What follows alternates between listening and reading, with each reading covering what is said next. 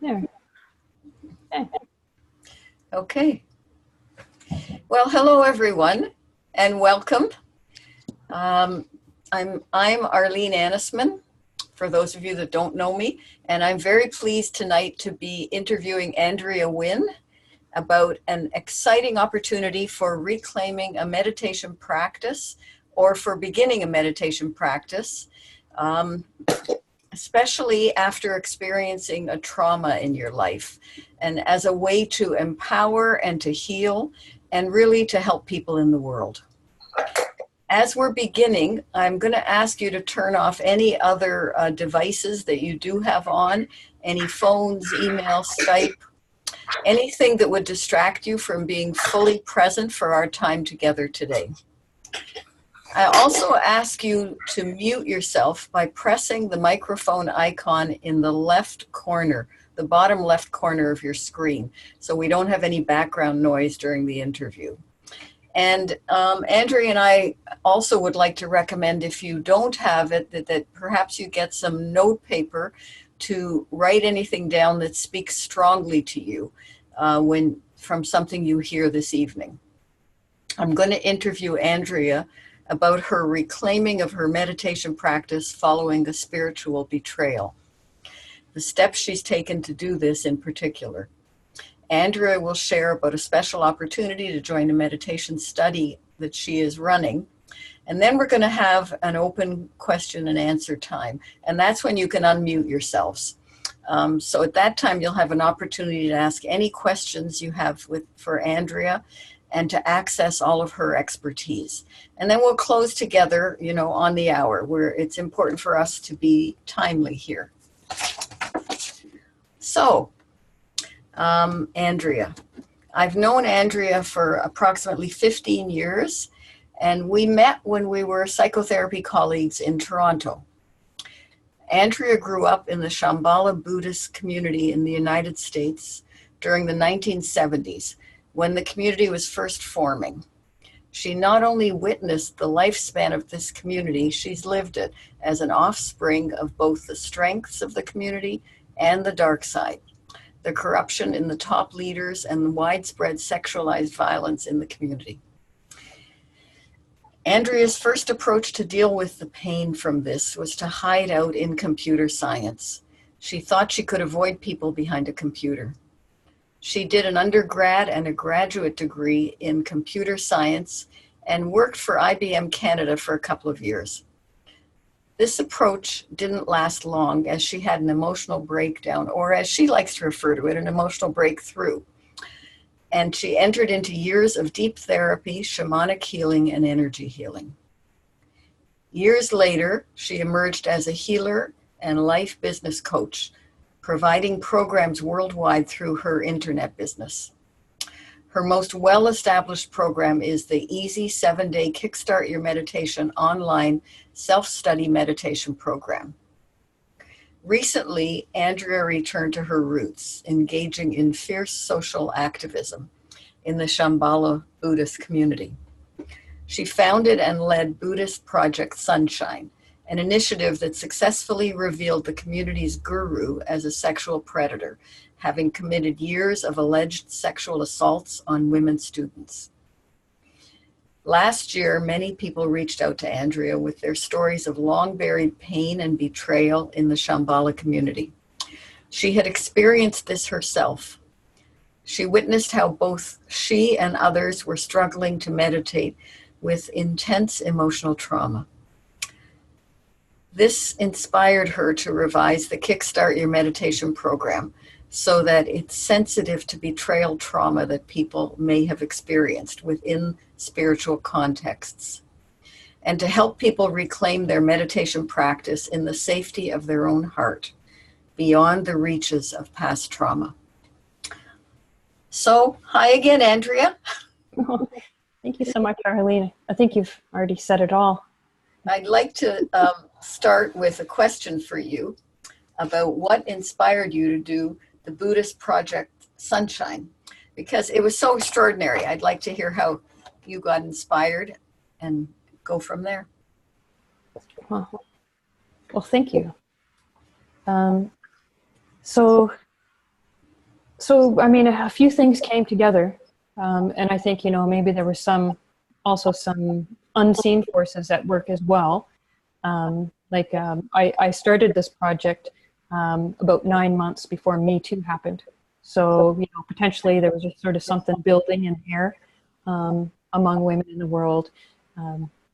And I was probably tapping into that same energy of, you know, basically that it was time for these kinds of things to come out of the closet, to be seen and to be stopped. So that's a piece of it. But, you know, the extraordinary part, I really attribute it to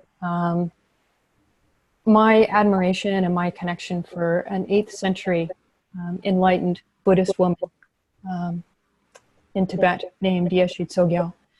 In my mind, she's the most powerful woman who's ever lived. And in the fall of 2016, I was moved very strongly to basically rent a car and go down to the United States and receive a ritual empowerment in a Yeshe Tsogyal practice. And things just really changed for me after receiving that empowerment. So I actually really would attribute the extraordinariness of Buddhist Project Sunshine and the motivation and the energy that came through me for that to this really amazing, powerful woman, Yeshe Tsogyal. Her legacy that really lives through her story, that is continued, you know, it's told today. There's books written about her biography. So I would say that I would attribute it to the power of a woman who lived in 8th century BC that came through me. I was perhaps a bit of a vessel or a channel for this loving, powerful voice from the past. So that's what I would say was the inspiration behind Buddhist Project Sunshine. Wow, you've inspired me to learn more about her. So that's after this, of course, because I want to ask you, how do you feel about meditation after all you've been through this past year? Okay, so I mean, so that became a real sticking point. Basically, after everything that I learned and saw over the course of last year, I basically I felt very overwhelmed. I had an emotional breakdown in the late fall, and I just felt so broken after everything that I had witnessed, all of the women's stories that I had heard, and just the magnitude of this kind of betrayal from, you know, somebody who was supposed to be caring for the community. That I stopped meditating for a few months, for the last couple of months of last year, then the first couple of months of this year. And all I can say is that it was a really hard time. And it was around in about April is when I started basically feeling tired of feeling so beaten down. I don't know if anybody can relate with that. I got tired of feeling so beaten down. I was tired of being flat on the pavement. And I knew that meditation would help me feel better because I had known in the past that meditating can be so helpful for feeling better. And so I decided at that point that I would run through my own Kickstart Your Meditation program, run through that process. I've been through it a few times, and I know it always gets me on track with a healthy meditation practice. So just hearing a little bit of feedback. Okay, so anyway, I went through the Kickstart Your Meditation program in April and May of this year. It really helped me to make friends with my meditation again. So at this point, I'm sort of on the road heading back up, and I would say sort of having some experiences of connecting with ocean mind, being able to relax into that really deep sense of spaciousness, especially when I'm actually looking out over the ocean, when I'm visiting the park nearby here.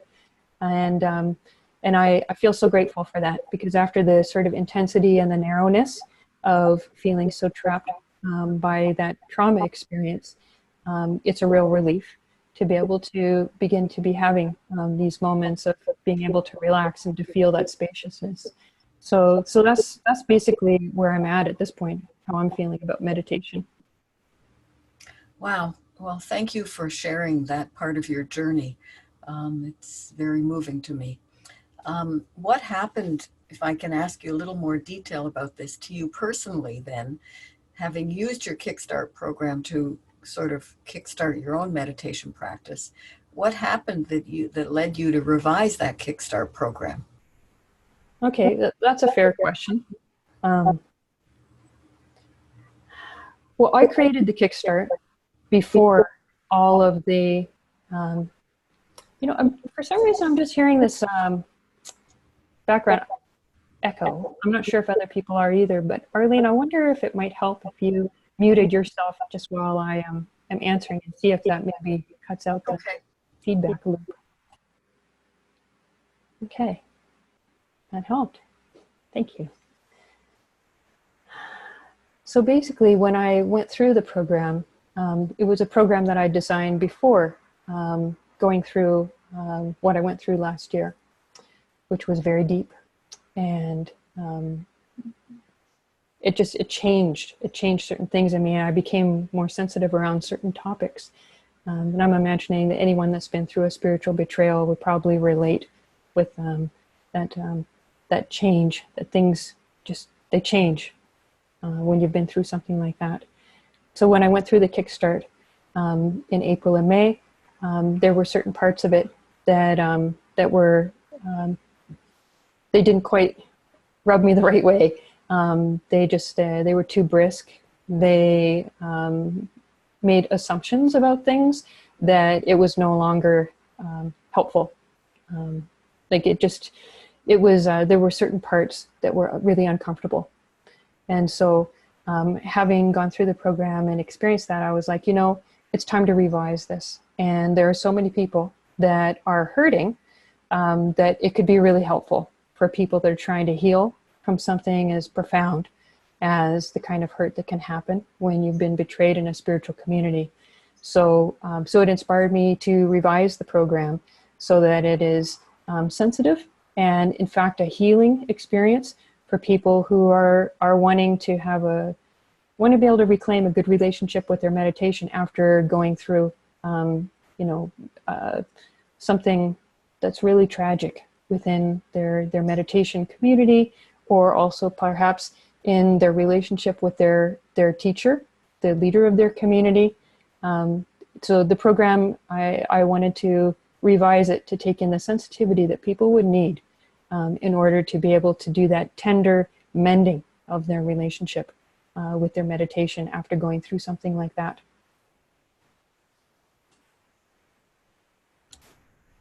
Wow. So you've really used your own experience with your own program to lead you to make it even better, from the sounds of it. So that's wonderful.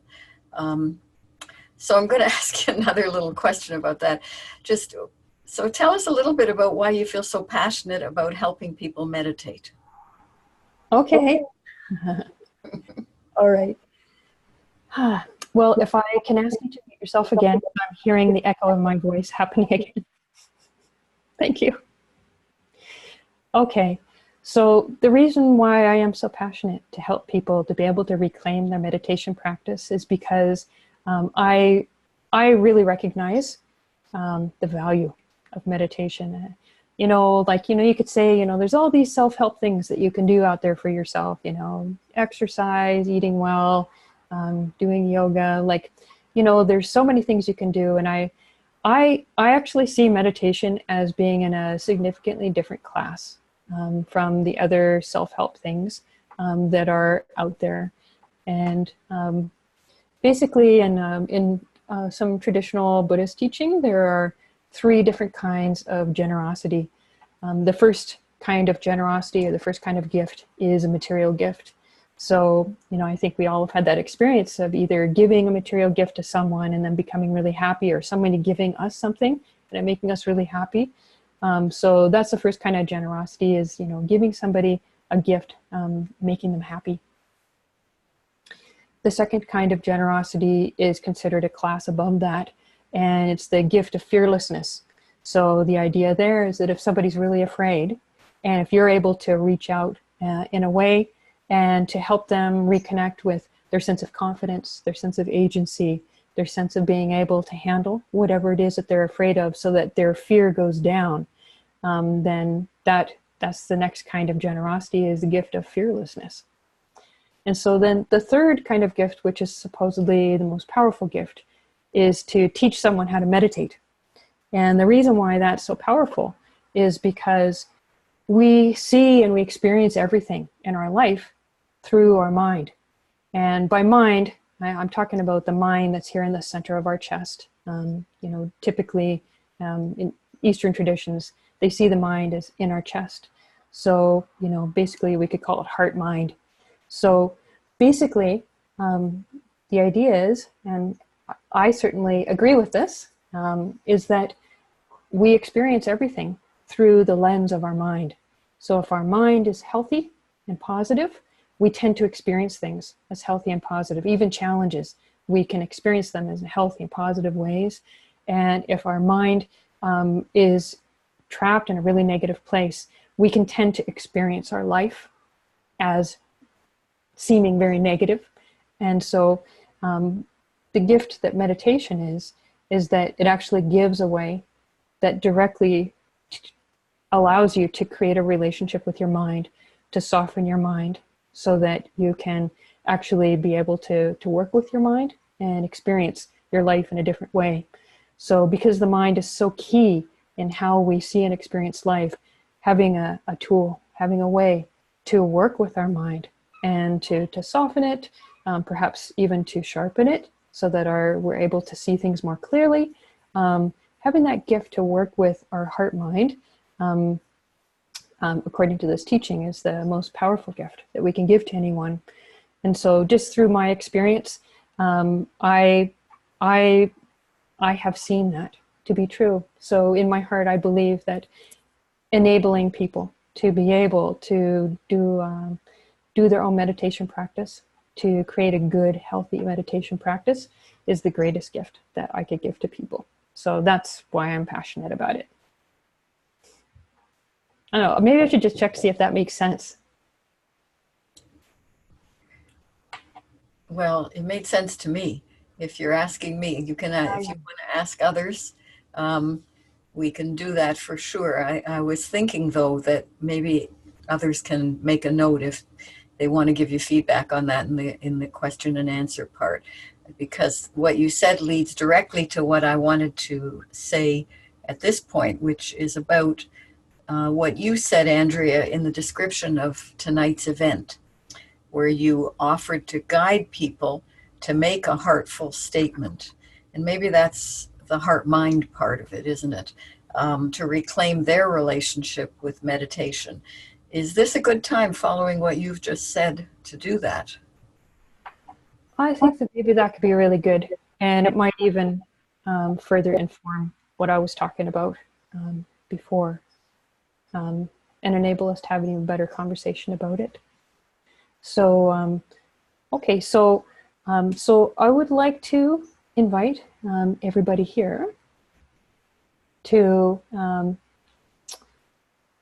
let's begin by putting our hands over our heart. I don't know if you can see how I'm doing this. Just one hand over the other, over your heart. And we're going to just do a little bit of heart breathing. So inviting you to feel, as you're breathing in, feel the air coming through your hands into your heart. Feeling the energy coming into your heart, and as you breathe out, feeling the air and the energy breathing out through your hands.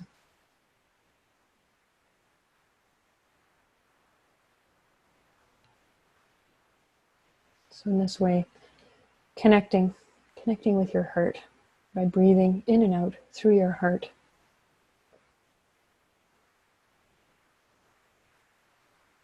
I know that we may have had busy days, so this is a precious gift. Taking a minute here to consciously breathe with your heart.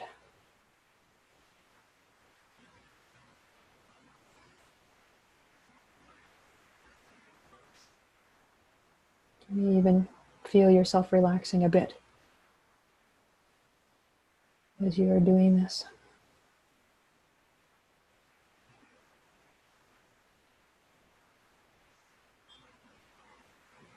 And you may notice that you may have a little deeper feeling of being present with yourself.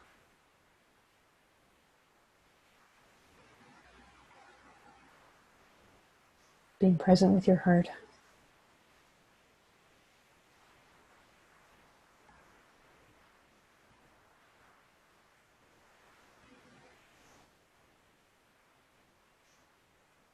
So we're doing heart breathing,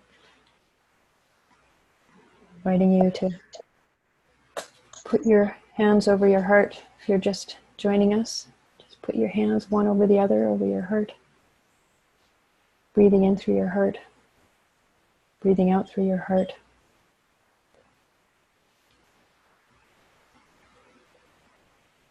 And perhaps noticing a little deeper feeling, being present with your heart right now.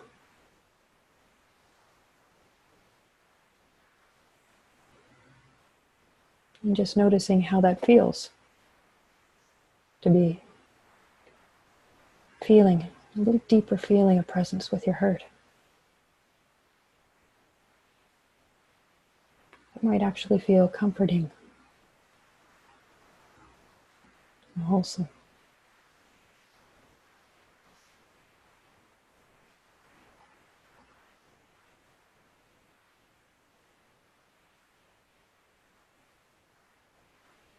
And maybe reflecting, maybe other times in our day today, we might not have been as present with our heart. It's possible we might have even been avoiding it. Sometimes we don't want to feel things, and so we will avoid connecting with our heart.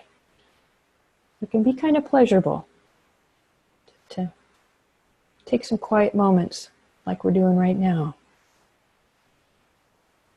Actually being present with your heart.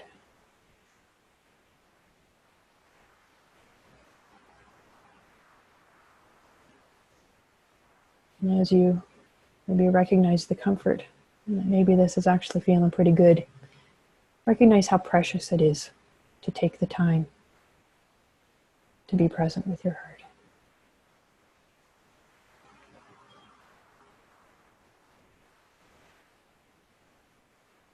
Now, as you continue to breathe with your heart, I'd like you to imagine what it might be like to actually establish a strong, grounded connection with your heart mind, connection with yourself. It's more long-lasting and ongoing, more settled, more ingrained into your nerves and your muscles and your bones, like something that's actually a bit more built in. Just envision what that might be like to have this kind of presence more readily available, more a part of your experience of life.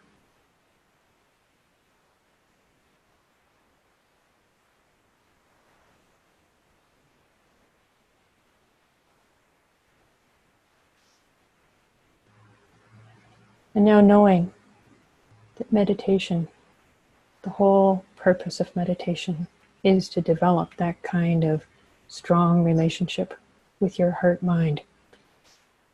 Knowing that meditation is a proven way to develop that kind of presence with yourself on a deeper level.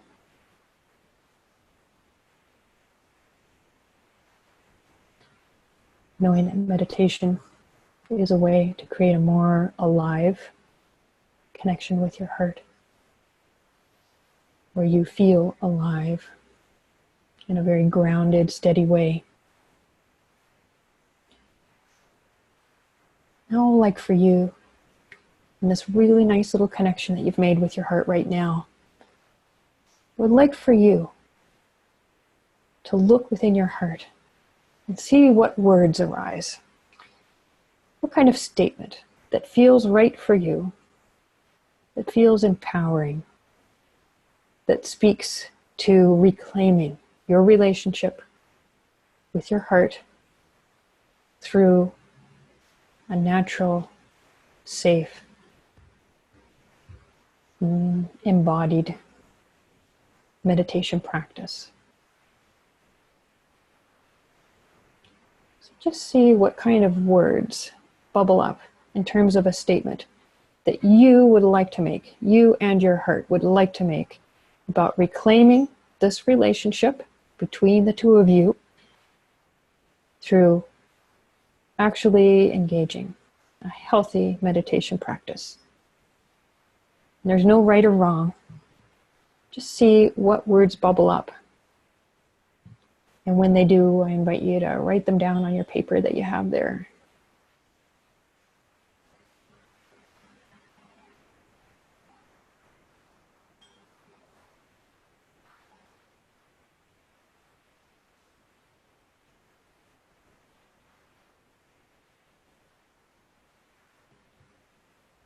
And if exact words aren't bubbling up, it could be a feeling. Maybe you can just jot down what the feeling feels like. So it could be an image, could be words, could be a feeling, could be a memory that's coming up that you're not quite sure why it's coming up. I just encourage you to trust whatever's coming up in response to my invitation for you to make a statement that feels right for you, that speaks to reclaiming your relationship with your heart through a healthy practice of meditation.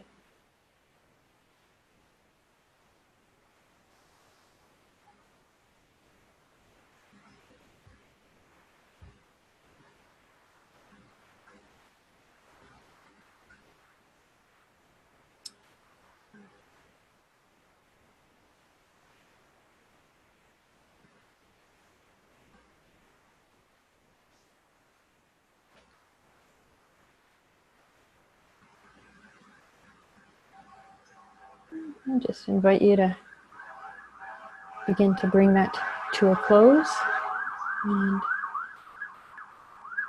turn it back to Arlene, our host.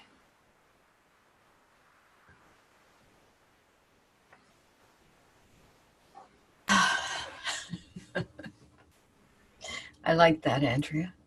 Thank you. From that, I guess I would like to return to asking you about the study you're doing. I know you're running a study of the effectiveness of your revised meditation program.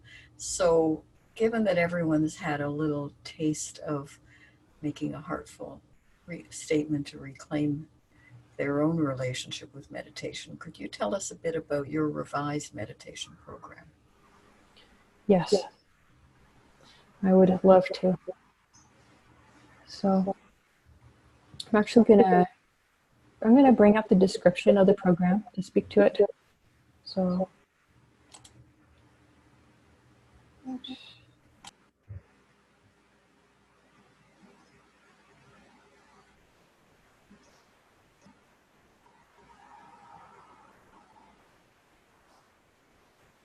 we go.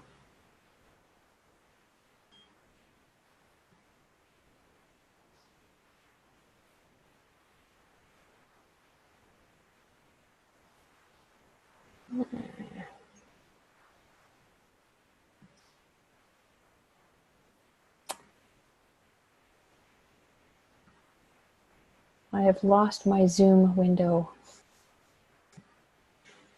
How do I get that back?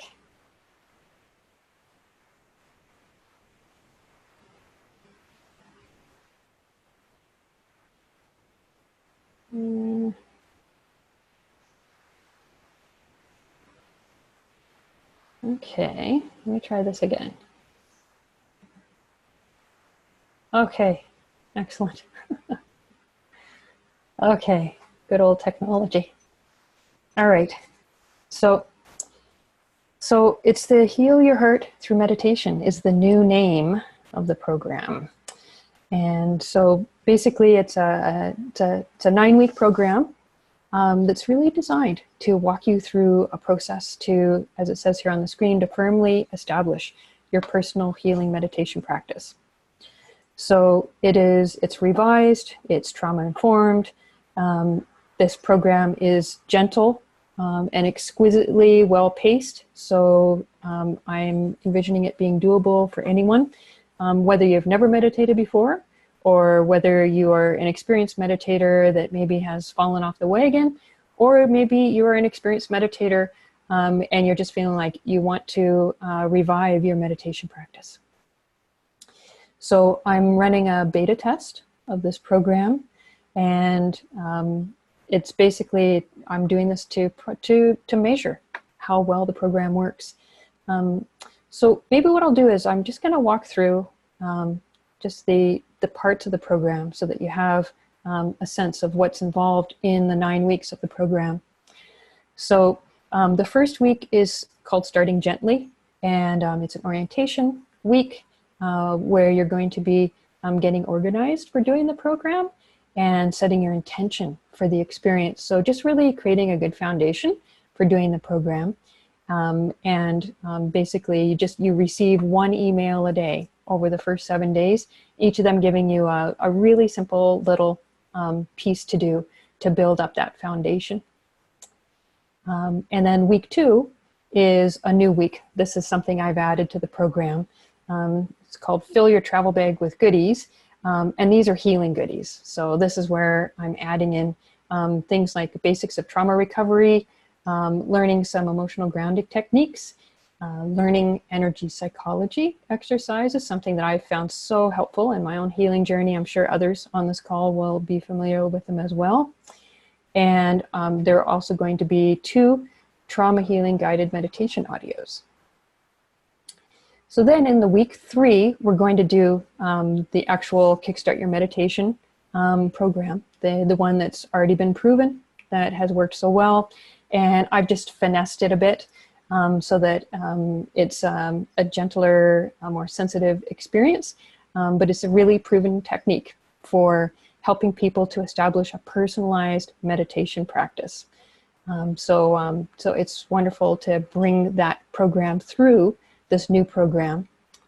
And then after establishing your own personalized meditation practice, weeks 4, 5, and 6 will be a 21-day healing meditation challenge. And so the challenge is to meditate for 5 or 10 minutes every day for 21 days, which studies have shown is the time. Studies say that it takes 21 days to establish a new habit. So we're operating on that wisdom and having a 21-day healing meditation challenge where you'll receive a daily healing quote by email and receive encouragement to meditate a little bit every day to form a new habit.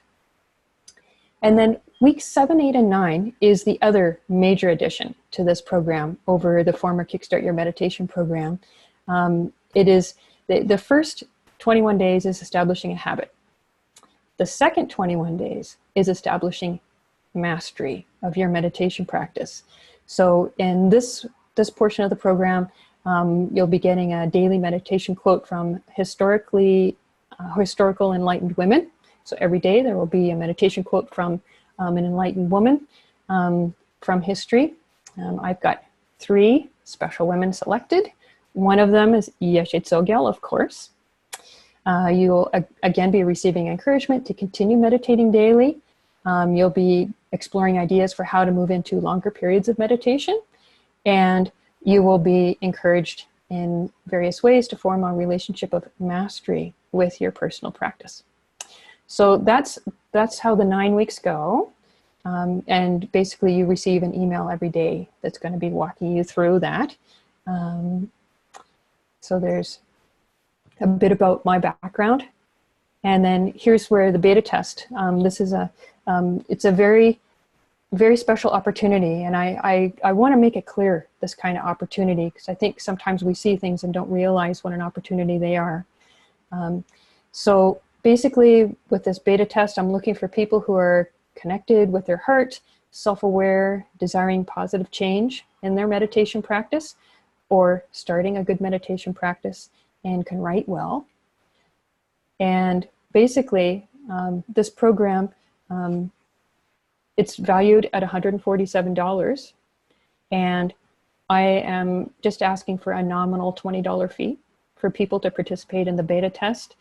Basically, I'm just wanting people to show some commitment to their own path by being willing to invest $20 in their own path. So in exchange for getting to do this program at this $20 fee, the participant commitments are to fill in a 5-minute before picture questionnaire. So just sharing, just rating yourself, how various parts of your life are working. And then after the program, filling in that same questionnaire and just seeing what the improvement is, like things like your sleep, your quality of sleep, your relationships, things like that. And all of the information you share is confidential. It's only going to be used for creating statistical information about the use of the program, the benefits of the program. And then also at the end, in a separate way, I will ask for written feedback about your experience of the program. And so the beta test is beginning next week on Tuesday. So, I'll just share that the link to that page is at www.andreamwynn.com/beta. So that's www.andream, as in Michelle, Wynn, WINN/BETA. So if anybody has any questions about it, you can bring it up in the Q&A part of this evening, or you can also please feel free to email me. Basically, the registration for the beta, it ends tomorrow. So so this is sort of like just in the nick of time. If this is something that speaks to you, I really would warmly welcome you to go ahead and register and reserve a place. There's still a few places left in the beta, so would welcome any of you to join. So that's what I would like to share about what I'm offering to people. Thank you, Arlene. Well, you're welcome. Thank you, Andrea, very much for all of that. I think now is a good time perhaps for people to unmute themselves if they have a question that they would like to ask you about anything that happened tonight, including and particularly about the program. If they have any questions about that, now is a good time to ask you any of the questions. Yeah, So I really do welcome dialogue about these important issues. So if anyone has any questions about tonight's experience for Andrea, please unmute yourself and we'll go from there.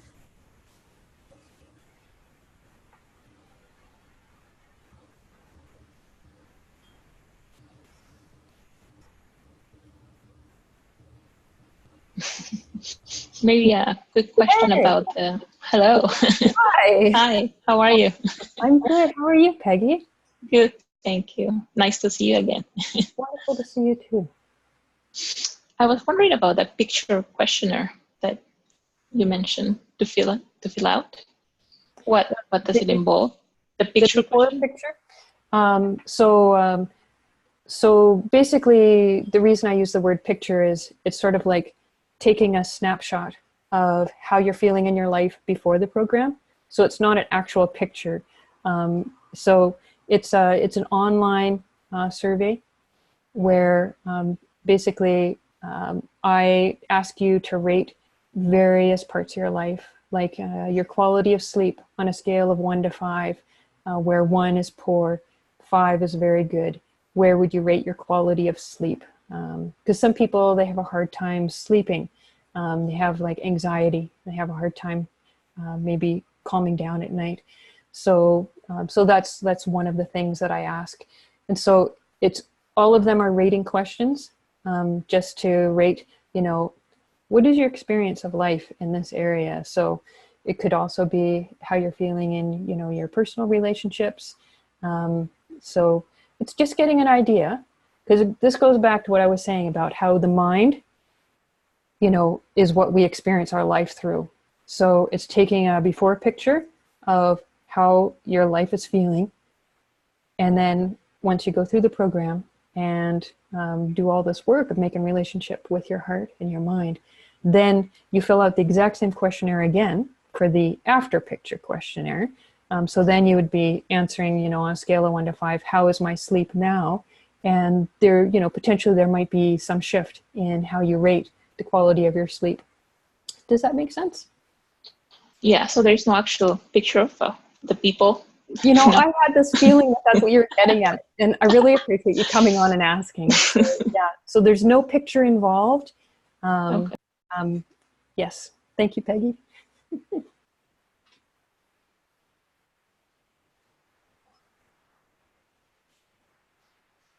Can I ask, what kind of a daily commitment are you expecting for this? And the reason I'm asking is I'm traveling for 2 weeks very soon, and I just wondered how I would fit that in.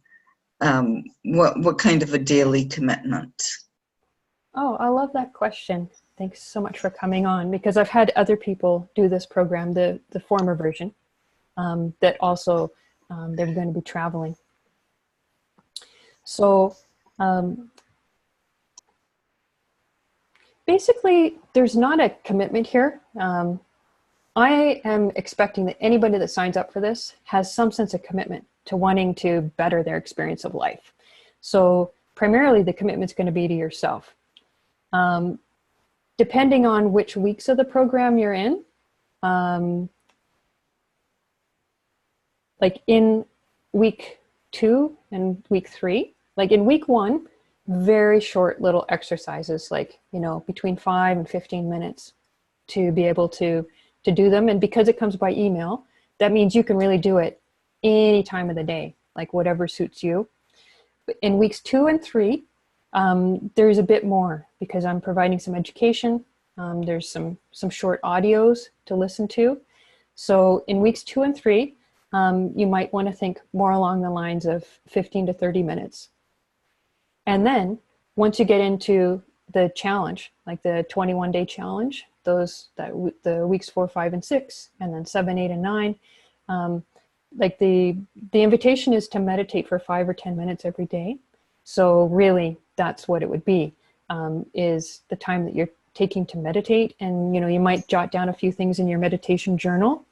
So that's pretty low. And the thing that's kind of nice, a lot of times I have people, because I have a coaching practice too, and people say, well, what am I going to do? I'm going to be traveling. And it's kind of interesting to think about, could you have some commitment to taking care of yourself even when you are traveling?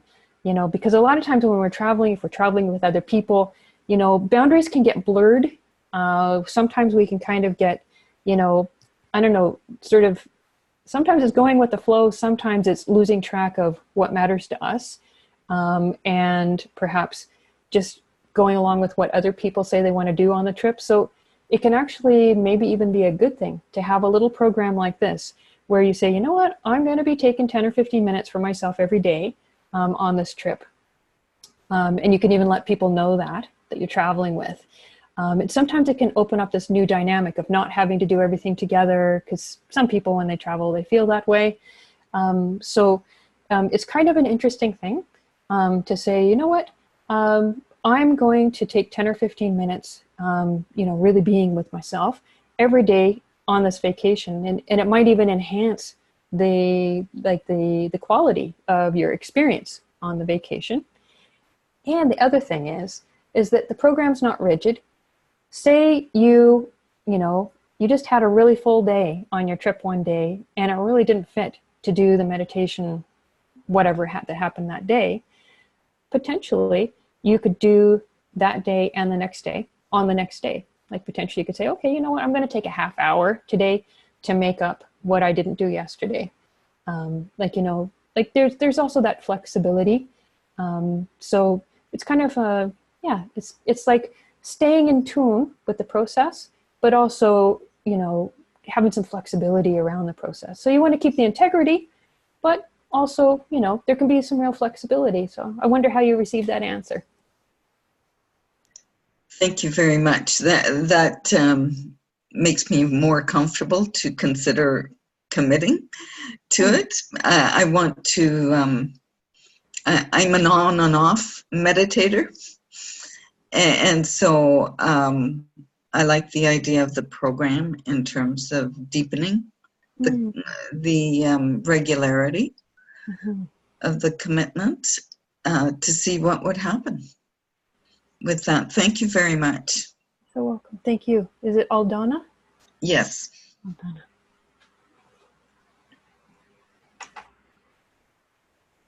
That was a great question.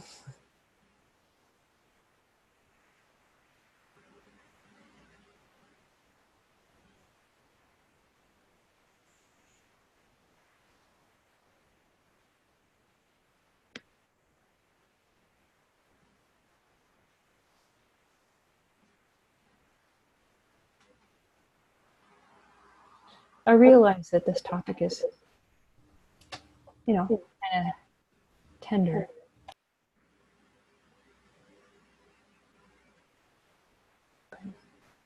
Yeah. Actually, Sorry. Hi, Aldo. hi. Sorry. Do you want to go ahead? Oh, okay. I just also want to apologize. I came in late because I was on the wrong program. I clicked on another link and I kept waiting. So I missed some of your introduction. So I apologize for that. Oh, well, I'm sorry to hear that. And if you're curious about what was said before you tuned in, we will be sending out a recording to this on Thursday morning.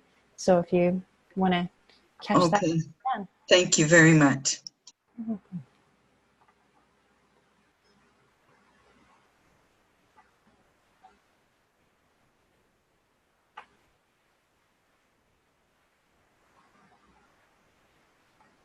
I wonder if anybody would like to even just speak to what drew them to coming to the program tonight. I mean, you're taking time out of your valuable life to come here. Wondering if anybody would like to share what drew them to this program.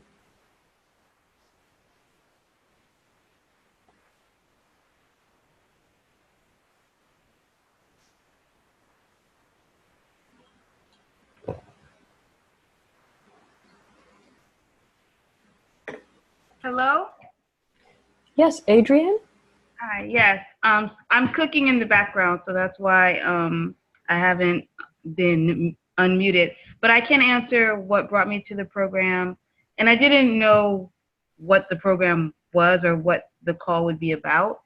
But I came because I wanted to let other people who aren't able to be on the call, let them know the program exists.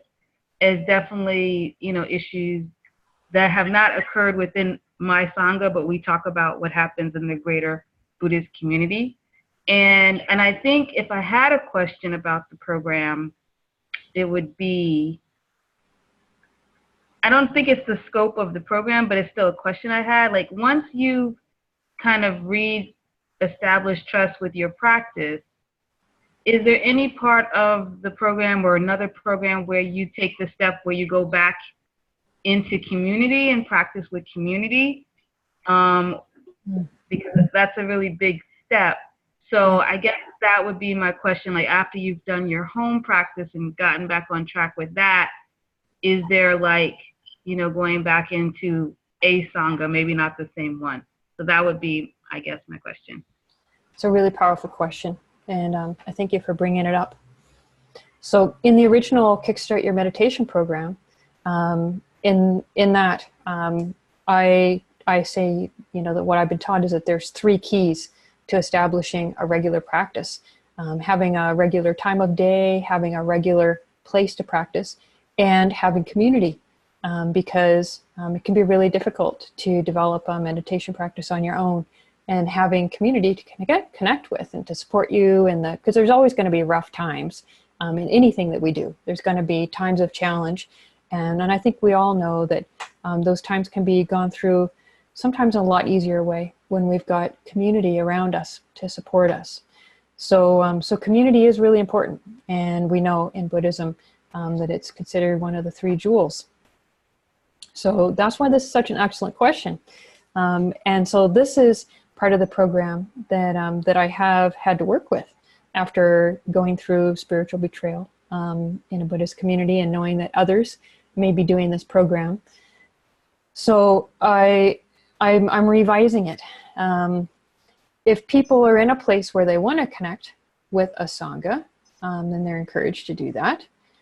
If people are feeling like, if they're feeling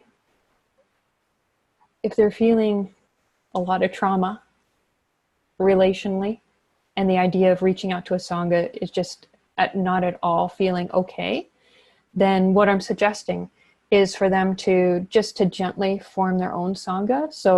So in the beginning part of the program, when they're meditating on their own, then when the invitation comes to be connecting with community, if they're not feeling like going and seeking out a Sangha, a community, then the invitation is to think about somebody in their life that they would like to organize and invite to come over to meditate for 5 or 10 minutes together. So it could be somebody who already meditates, or if it's someone who doesn't meditate, then the person doing the program could actually just in a simple way explain basic technique to meditate, and then the 2 of them could meditate together for, say, 10 minutes. So this can be a lot more doable, a lot more safe way to start to develop some sense of community and connecting with others around the meditation practice. And something like that could then even develop to inviting a few friends over, meditating together, and you know, potentially could even be something that could be done on a regular basis. And also what's coming to mind right now is that some people are even connecting for meditating with each other over Zoom calls, if they're not actually physically in the same place. They're getting together on a Zoom call and you know, having a gong to be able to mark the beginning and the end of their meditation together, and practicing together even through a Zoom call. But just to say that thank you so much for bringing up this question, because community is so important. And the other piece that I'll also add is that in week 2, when there's some of the basics around trauma healing, that's actually also part of what's commonly recognized as a stage of healing from trauma. The 3 stages, sort of the most common 3 stages for trauma healing is, first of all, creating safety, because basically you can't do you can hardly do anything if you don't feel safe. You need to be able to have a basic level of feeling safe. The second level is remembrance and mourning. So that's a second common stage of trauma recovery. So actually having the ability to be able to go through, remember what's happened, to integrate the memory. And then the third common stage of trauma healing is reintegrating with community. So, so I'm actually weaving the trauma recovery wisdom into the meditation program, so that people can work on it both from the point of view of trauma recovery and learning how to be able to start to build trust in relationships, maybe first one-on-one, then maybe small groups, then maybe larger groups and community, but really starting to weave together what we know from trauma healing with also the importance of developing good relationships in spiritual community. Just like to check quickly, Adrian, how you received that response to your question. I really appreciated that response. It was very gentle and very well informed, and so I'm processing a lot of what you said, but it seems, I'm just glad that that is a part of the program, and you know, that there will be parts of it. I really want to be able to recommend this to people, so that was really helpful, and there seems like a lot to learn. So thank you so much for answering that question. I appreciate it. You're welcome. So Andrea and everyone, I'm aware of the time, and I want to be respectful of everybody's time. And at the same time, you know, I don't know if there's any more questions. that people have. It's certainly been a rich Q&A, and I appreciate all that you've said as well. If people have other questions, I welcome you emailing your questions to me. So I'll just put that out there if any other questions were lingering, didn't get asked. And also, I know that you're moving us into closing the evening, but I just wanted to also invite Arlene, is that we're having a second part to this event tomorrow evening, where I'm going to be interviewing you about something very different, but also something very empowering, and also based on this foundation of ethics, ethical foundation.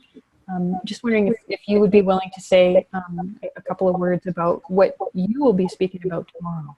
Sure. Thanks, Andrea. Well, I'm going to be talking about what I'm really passionate about, which is helping others and making positive changes in the world in the service of others. And the vehicle that I'm going to talk about using is Young Living. And I've titled it Young Living, a Vehicle for Creating Another Income Stream While Being of Service and Changing the World. And it's going to include discussing how I developed an empowering relationship with a financial income, but it's also about how I did that through sharing this company's essential oils and helping people and dealing with the ethics around all of that. And I welcome all of you joining if you'd like. Thanks, Andrea. I'm excited. Well, because your oils have made such a huge difference in my healing. They're really what gave me, like the step up in feeling a whole lot better. So I'm really excited to see what you're going to be sharing tomorrow night. And I'm just delighted that they had such an impact on you. So I look forward to tomorrow night as well. For tonight, I want to thank all of you for being here, and being here in such a heartfelt way and in such an authentic way, to embrace what Andrea has been presenting. So thank you very, very much. And to let you know that there will be an email sent out tonight with information about the Heal Your Heart Through Meditation beta test and the program. Thank you, all of you, for being here. It's been a delightful hour for me. Yeah. Thank you, Andrea.